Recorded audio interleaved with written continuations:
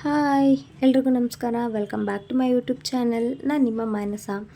ನಾನಿವತ್ತು ತುಂಬಾ ಟೇಸ್ಟಿಯಾಗಿ ಪೆಪ್ಪರ್ ಚಿಕನ್ ಯಾವ ಥರ ಮಾಡೋದು ಅಂತ ತೋರಿಸ್ತಾ ಇದ್ದೀನಿ. ನೋಡಿ, ನಾನಿಲ್ಲಿ 1 kg ಆಗೋಷ್ಟು ಚಿಕನ್ನ ತೊಗೊಂಡಿದ್ದೀನಿ. ಹಾಗೆ ಒಂದು 3 ಗೆಡ್ಡೆಯಷ್ಟು ಬೆಳ್ಳುಳ್ಳಿ, ಒಂದು 3 ಹಸಿಮೆಣಸಿನ್ಕಾಯಿ, ಸ್ವಲ್ಪ ಕೊತ್ತಂಬರಿ ಸೊಪ್ಪು, 4ರಿಂದ 5 ಚಮಚ ಎಣ್ಣೆ, ಹಾಗೆ ಒಂದು ಸ್ವಲ್ಪ ಪೆಪ್ಪರ್ ಪೌಡರ್ನ ತೊಗೊಂಡಿದ್ದೀನಿ.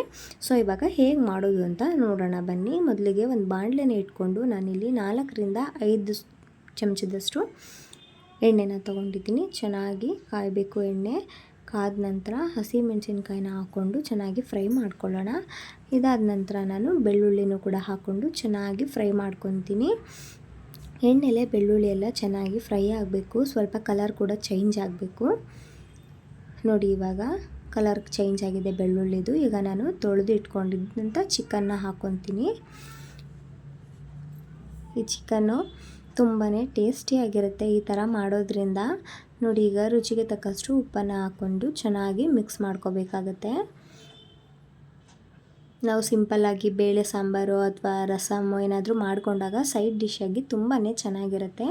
ನೋಡಿ, ಇವಾಗ ಸುತ್ತ ನೀರು ಬಿಟ್ಕೊಂಡಿದೆ. ಅದೆಲ್ಲ ಫುಲ್ ಡ್ರೈ ಆಗೋವರೆಗೂ ನಾವು ಫ್ರೈ ಮಾಡ್ಕೋಬೇಕು. ಈಗ ಚೆನ್ನಾಗಿ ಫ್ರೈ ಆಗಿದೆ.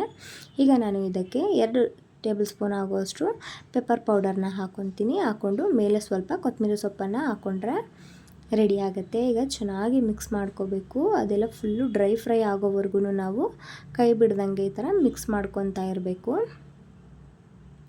ನೋಡಿ, ಇವಾಗ ಪರ್ಫೆಕ್ಟಾಗಿ ಪೆಪ್ಪರ್ ಚಿಕನ್ನು ರೆಡಿಯಾಗಿದೆ.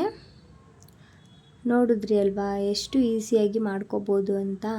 ಈ ವಿಡಿಯೋ ನಿಮಗೆ ಇಷ್ಟ ಆಗಿದೆ ಅಂತ ಅಂದ್ಕೊತೀನಿ. ಇಷ್ಟ ಆಗಿದರೆ ಪ್ಲೀಸ್ ಲೈಕ್ ಮಾಡಿ, ಶೇರ್ ಮಾಡಿ, ಕಮೆಂಟ್ ಮಾಡಿ ಹೇಗಿತ್ತು ಅಂತ. ತಪ್ಪದೆ ನನ್ನ ಚಾನಲ್ನ ಸಬ್ಸ್ಕ್ರೈಬ್ ಮಾಡ್ಕೊಳ್ಳಿ. Thank you for watching.